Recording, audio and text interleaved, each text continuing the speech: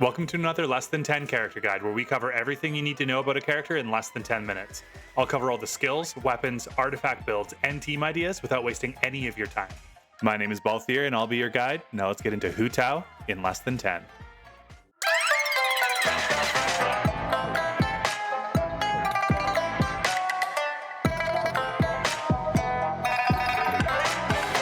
Starting with Hu Tao's Ascension stat, she'll be scaling with crit damage as you level her up, receiving a total of 38.4% at level 90. Moving on to normal attacks, Hu Tao has a 6-hit normal attack combo, and her charge attack is the spear dash most polearm users have.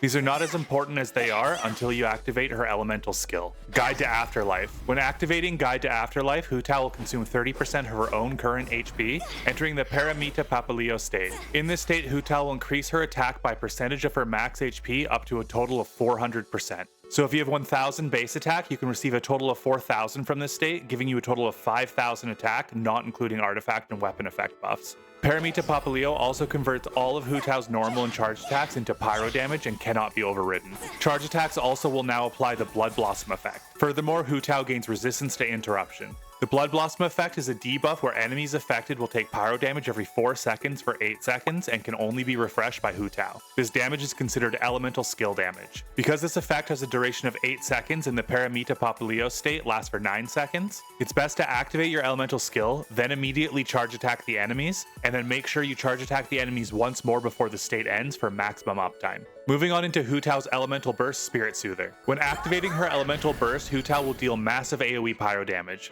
simultaneously dealing damage and healing Hu Tao. The healing effect is a percentage of Hu Tao's max HP per enemy hit up to a total of 5 enemies hit. The damage and healing are further increased if Hu Tao's HP is 50% or less. The damage of this burst scales with attack, so it is vital that you activate it during Paramita Papaleo state for maximum damage. Hu Tao's A1 passive Flutter By will cause all party members excluding Hu Tao to gain 12% crit rate buff for 8 seconds after the Paramita Papaleo state ends, making Hu Tao very useful in double DPS or quick swap setups. As for her A2 passive, Sanguine Rouge, Hu Tao will deal 33% more pyro damage when her HP is 50% or less, which is quite a substantial boost as this is equal to 2/3 of a pyro goblet. Hu Tao is an absolute powerhouse in the right team comps, and characters you should look out for to boost her strength are Furina, Zhongli, and Layla, as they all help Hu Tao remain under 50% HP since Furina drains HP and Zhongli and Layla have very durable shields to not require a healer. As to how you should play Hu Tao, most say you should spam charge attack and jump cancel each of these attacks.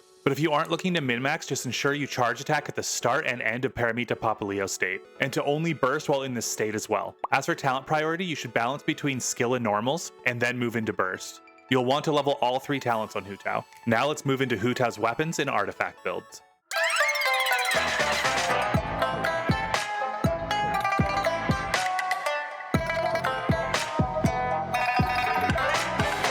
We're going to start off with weapons and then move into artifact stats and builds. Starting with Hu Tao's signature weapon, Staff of Homa. Staff of Homa, just like all signature weapons, is tailor-made for Hu Tao. Staff of Homa was the first ever signature weapon put into the game, and it's an absolute powerhouse on Hu Tao. It gives 66.6% crit damage as a substat and 608 base attack, which is great for scaling up Hu Tao's elemental skills maximum buff. Additionally, it gives 20% HP and provides bonus attack based on max HP and doubles down on this effect when the user is below 50% HP. Absolutely perfect for Hu Tao, who wants to remain under 50% HP regardless. If you haven't happened to pick this one up yet, there are a few other strong options. One being recently added to the game, but it's a little bit risk-reward. Crimson Moon Semblance.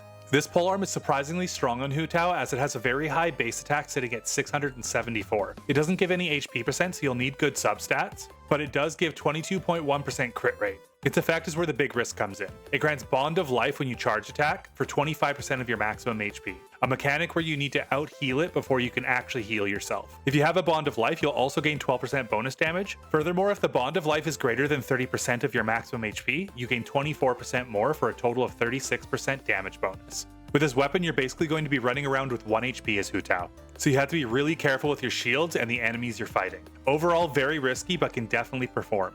Moving on to 4-star options, we have Dialogues of Desert Sages. This polearm obtained from the Alchemical Ascensions event gives 41.3% HP as a substat, and when the wielder heals, restore 8 energy, doubled to 16 at Refinement Rank 5, triggering once every 10 seconds.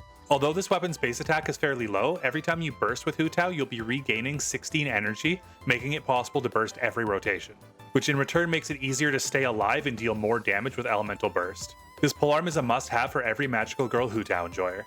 Next up, we have Rightful Reward. This is a craftable 4-star option with a 27.6% HP substat and a fairly high base attack of 565.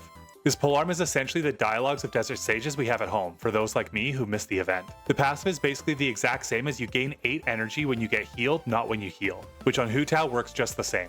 Now lastly, we have a special case where a 3-star weapon can bring solid results. Black Tassel. This 3-star polearm has a massive 46.9% HP substat. Its base attack, however, is abysmal and its passive is useless. That is, if you aren't farming slimes. But if you have exhausted all other options, this will still do the job since Hu Tao gets more benefit from HP percent than anything else. Now when it comes to artifact stats and sets, Hu Tao wants HP percent Sands, Pyro Damage Goblet, and crit rate or crit damage on her crown, whichever one you need more of. There isn't much room to move these stats around as she needs all 3 stats for maximum benefit. As for sets, there are 2 options. If you're min-maxing your Vape Hu Tao, you'll want to pick up the Crimson Witch set, as it increases our Pyro damage and Vaporize damage. Although Hu Tao can only take advantage of 1 stack of its 4-piece effect since she can't activate her elemental skill frequently enough. Personally, I prefer the more cozy alternative 4-piece Gladiator set. As all Hu Tao really does is normal and charge attacks, she definitely can nuke with her elemental burst, but most of the time her damage is coming from attacking. As for substats, Hu Tao wants HP percent, elemental mastery, and crit stats. Now let's go check out a few options for Hu Tao's teams.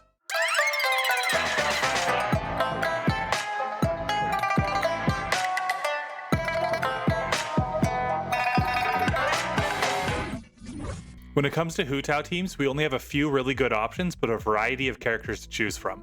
Hu Tao's biggest strength is her massive pyro damage hits, so Mono Pyro is definitely a solid option.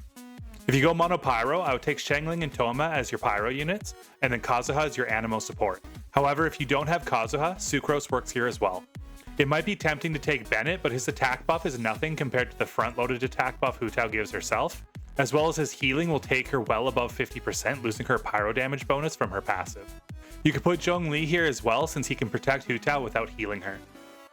You could try and do a forward melt team with Hu Tao, but other than your elemental burst, most of your attacks won't be triggering melt. Most cryo characters have slow cryo application, so they end up triggering melt instead. That being said, if you have something like Chongyun, Zhongli, and Rosaria, you can easily do a quick swap team where you melt Hu Tao's elemental burst and then melt Chongyun and Rosaria's elemental bursts. Basically bursting with Rosaria, applying cryo, then skill into burst on Hu Tao to melt her burst, then attack inside the rest of Rosaria's burst to melt some of her hits, making sure to apply pyro at the end so you can end with Chongyun melting his burst. It's a pretty tight rotation, but it definitely works. Additionally, if you swap out Rosaria for Ayaka, you can usually melt most of your attacks inside Ayaka's burst's short window. The most popular choice, however, for Hu Tao teams is Reverse Vaporize, usually taking 2 Hydro and a Shielder for the sustain slot. A basic option is Hu Tao, Xingqiu, Layla, and Candice, but this team has quite a few more powerful options as well. If you replace Xingqiu and Candice with Yelan and Farina, your damage will really start to amp up. Since Farina works really well with keeping Hu Tao under 50% HP, while also applying lots of Hydro and boosting damage percent. If you need a stronger Shielder, you can also swap out Layla for Zhongli and get a better shield while also shredding nearby resistances. Hu Tao doesn't have a ton of different ways to play, but what she does do, she's really good at. That being said, that's everything you need to know about Hu Tao in less than 10. If this guide was of any help, remember to hit that like button and to take the subscribe button to Wangsheng Funeral Parlor and bury it alive. Other than that, I hope you have a wonderful day. Until next time.